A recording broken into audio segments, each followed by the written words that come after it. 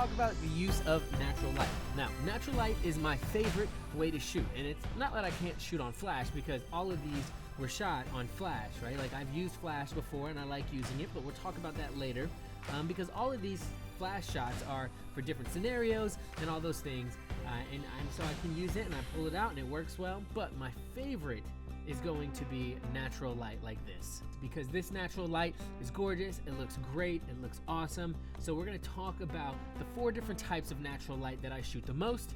And number 1 is going to be diffuse lighting. Number 2, open shade. Number 3, harsh light. Number 4, backlight. Number 5, blue hour. So we're actually going to talk about 5. Surprise. Okay, now let's dive into number 1, diffuse light. Diffuse lighting is perfect for most situations. This is light that's either diffused by the clouds, as we can see here. You can see how there's cloud coverage up in here. So it's all diffused by in there, or it's something like a scrim. It could be diffused by literally anything, right? Diffusion comes in all shapes and sizes. You can see clouds. You can see here, this is a little bit more of curtains, but this is also technically like a scrim. A scrim is just a really large piece of fabric, or a really large piece of just some kind of material that kind of gets in between the sun and the subject, so it's not so harsh. But this diffuse light is really, really gorgeous to work with. See here, we're using that again, and you can see that these curtains here make it a lot more diffused, so the light that comes through isn't nearly as harsh, which is really nice. And you can see there's a little bit of diffusion that comes from here and under here, so that the light that hits them is really, really nice. And one of the favorite things about photographing on a cloudy day is that you can photograph anywhere. This also diffuses, so you can see anything can diffuse light. This was the ceiling of this greenhouse. That worked really, really well. Now, one big thing you want to be careful of are things that I call raccoon eyes. Now, it's not as bad here, but you can see that here, what tends to happen is the eyebrows, and this is a lot more prevalent on the harsh light, but the eyebrow ridge here will create actually little shadows inside of the eyes. And so you want to be cautious of that, because not as much light is hitting the subject and getting into their eyes or things like that, that you have, you get these raccoon eyes. So that's the only thing that I would be wary of or be cautious of. But there is, of course, a way to remedy that. And what I would do is make sure that what's in front of them is something that is like concrete or things like that, and that will be able to reflect that light right back up into them. Number 2, open shade.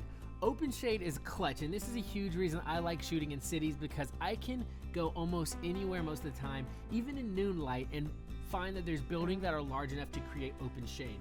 Now, what I mean by open shade is you can see here that the sun is way out here and the sun is way down here in this area, but because of trees and because of this building right in here, it creates this shady path right in here.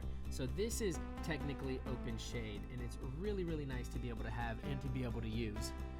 And this is open shade here. You can see that through here, there's this speckled light, but because of this area all in here, that it is creating shaded, look, it is creating shade for them. And that's technically what open shade is. It's in the open, and yet there's shade because of some kind of barrier that's blocking the sun from coming through and hitting your subject, which is nice. And so here, there's a huge piece of shade. There's a huge sunlight that comes in that's right behind this building, and yet you can see that it's shaded really nicely. And there's a couple of different things here, like you see right in here, shade, or there's this huge sunlight right up in here, right? All kinds of sun right in this area here, and yet it's shaded on them because these buildings are blocking.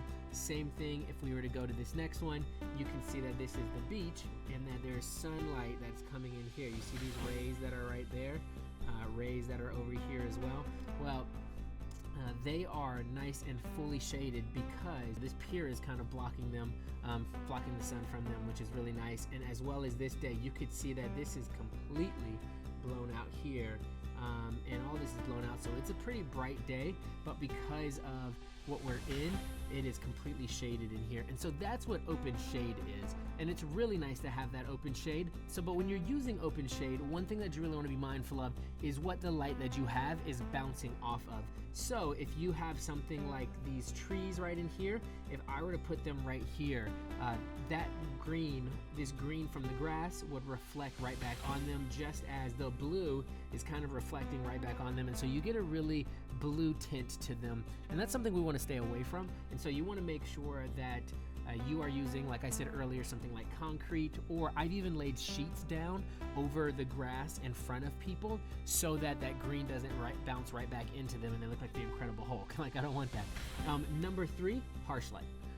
This is the hardest to work with because you have to figure out how to make the harsh light flattering and not produce harsh lines on the face, because a lot of times what ends up happening with harsh light is you get these really harsh lines on the face and shadows become super prevalent, right? And so we want to make sure that we stay away from that. And a couple of ways that we can do that is to be able to make sure that people are facing the light. Your subject is facing the light, so that light is coming in here, and you can see how harsh those shadow fall off is right in here. It's not not like a nice gradient that goes from white to gray to black.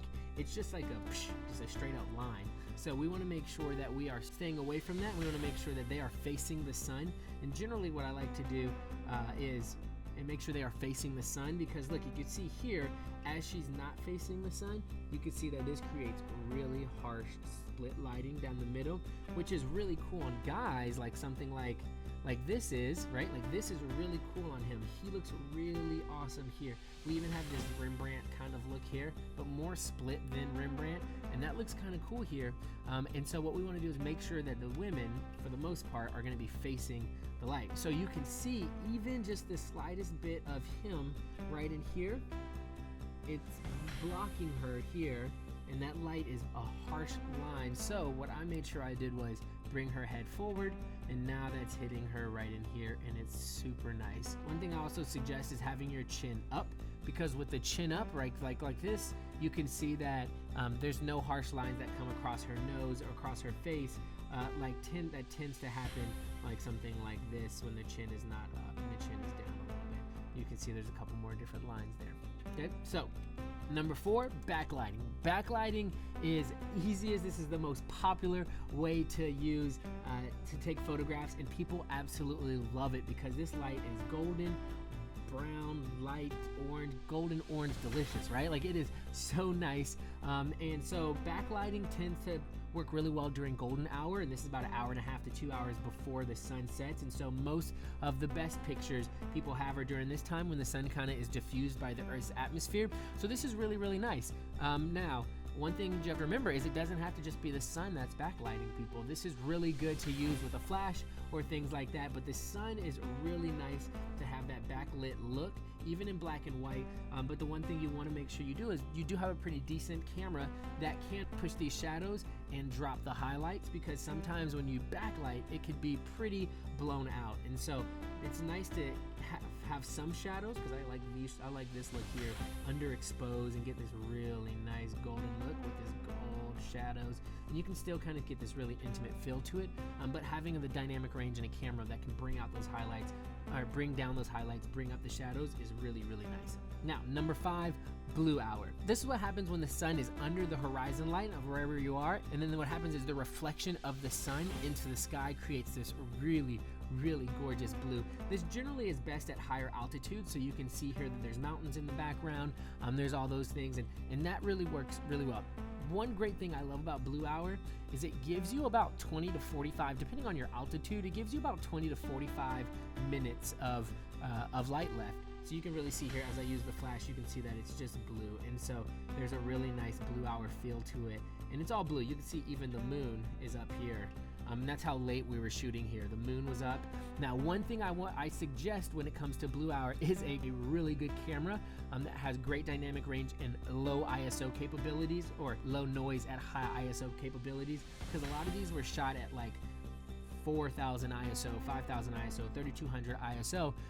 But one trick that I have is pointing them towards the sun, because when you have them pointing towards the sun like this, they are facing the sun, you get this really gorgeous blue sky combined with an orange kind of feel to them, which is really, really cool. And so I'll often shoot into the sun's direction, and it gives me this really gorgeous blue behind them while keeping them nice and orange. So that is blue hour, and those are my 5 ways and usage of natural light to create really gorgeous images. I hope this is helpful for you guys. That's just kind of a run through of the ones I use and how I use it. And things to look out for. So thanks so much for watching and diving right into section 3. This is going to be one of my favorite sections because I'm just going to walk you through how I shoot. But I'm thankful for you all, and I hope you guys are enjoying the course. Thanks so much, and if you need anything, don't hesitate to let me know.